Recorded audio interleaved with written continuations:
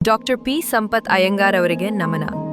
ಭಾರತದ ಗಣಿಗಾರಿಕೆ ಇತಿಹಾಸದಲ್ಲಿ ಕುದುರೆಮುಖವನ್ನು ವಿಶ್ವದ ಭೂಪಟಕ್ಕೆ ತಂದ ದೂರದೃಷ್ಟಿಯ ಭೂವಿಜ್ಞಾನಿ ಡಾಕ್ಟರ್ ಪಿ ಸಂಪತ್ ಅಯ್ಯಂಗಾರ್ 1878ರ ಜೂನ್ 28ರಂದು ಜನಿಸಿದರು.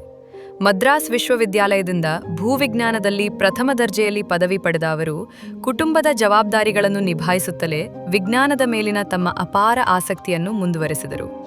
ಮೈಸೂರು ರಾಜ್ಯದ ಭೂವಿಜ್ಞಾನ ಇಲಾಖೆಯಲ್ಲಿ ಡಾಕ್ಟರ್ ಸ್ಮಿತ್ ಅವರ ಮಾರ್ಗದರ್ಶನದಲ್ಲಿ ಸೇವೆ ಸಲ್ಲಿಸಿದ ಅವರು ಮೈಸೂರು ಸಂಸ್ಥಾನದ ವಿಶಾಲ ಹಾಗೂ ಅಂದಿನ ಕಾಲದಲ್ಲಿ ದುರ್ಗಮವಾಗಿದ್ದ ಅನೇಕ ಪ್ರದೇಶಗಳ ಸಮೀಕ್ಷೆ ನಡೆಸಿದರು. ಅವುಗಳಲ್ಲಿ ದಟ್ಟ ಅರಣ್ಯಗಳಿಂದ ಆವೃತವಾಗಿದ್ದ ಕುದುರೆಮುಖ ಕೂಡ ಪ್ರಮುಖವಾಗಿತ್ತು. 1924ರಲ್ಲಿ ಸರ್ ಎಂ ವಿಶ್ವೇಶ್ವರಯ್ಯ ಅವರ ಬೆಂಬಲದೊಂದಿಗೆ ಅವರು ಜಿಯೋಲಾಜಿಕಲ್ ಸರ್ವೆ ಆಫ್ ಇಂಡಿಯಾದ ಮೊದಲ ಭಾರತೀಯ ನಿರ್ದೇಶಕರಾಗಿ ನೇಮಕಗೊಂಡು 30 ವರ್ಷಗಳ ಕಾಲ ರಾಷ್ಟ್ರಕ್ಕೆ ಸೇವೆ ಸಲ್ಲಿಸಿದ್ದರು. ಅವರ ದೂರದೃಷ್ಟಿ ಮತ್ತು ಅದ್ಭುತ ಸಾಧನೆಗೆ ಕುದುರೆಮುಖ ಯೋಜನೆ ಸಾಕ್ಷಿಯಾಗಿದೆ. ಅವರ ಕೊಡುಗೆಯನ್ನು ಸ್ಮರಿಸುವ ಸಲುವಾಗಿ KIOCL ಸಂಸ್ಥೆ ಸಂಪತ್ ಭವನವನ್ನು ಕುದುರೆಮುಖದಲ್ಲಿ ಸ್ಥಾಪಿಸಿದೆ.